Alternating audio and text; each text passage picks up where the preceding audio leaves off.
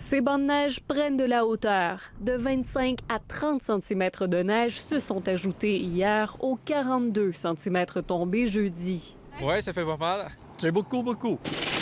Ça nous fait prendre l'air. Il s'agit qu'on mesure nos efforts. Et là, 2 tempêtes, vous avez pas trop mal au bras? Pas du tout, pas du tout. Ça va, ça va. J'ai des bons ados. Le ramassage de la neige a commencé tôt lundi matin.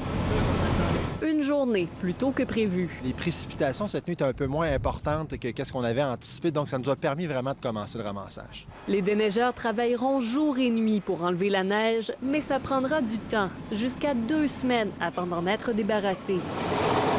Trouvez-vous que c'est long? Effectivement. Moi, je reste sur un coin de rue parce qu'il y a beaucoup de bancs de neige. Là, puis les jeunes, souvent, les autos freinent à la dernière minute. C'est un peu dangereux. Je vais pas me plaindre parce que c'est une situation un peu difficile.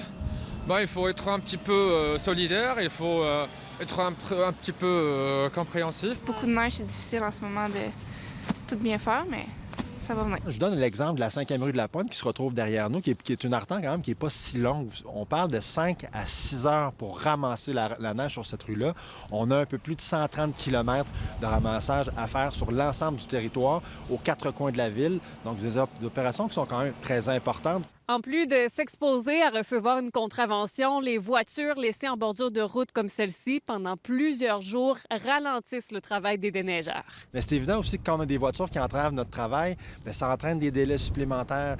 Quand on a besoin de faire du remorquage, ça entraîne d'autres délais. Les équipes du ministère des Transports ont aussi de longues journées de travail devant eux.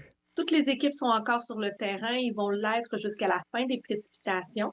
Ensuite, vont commencer les opérations de ramassage et de soufflage de la neige. À Trois-Rivières, où plus de 90 de la neige tombée avait déjà été ramassée, c'est 4 jours qu'il faudra aux équipes pour enlever les 34 cm de neige laissés par cette deuxième tempête. Ici Amélie Simard-Blouin, Radio-Canada, Trois-Rivières.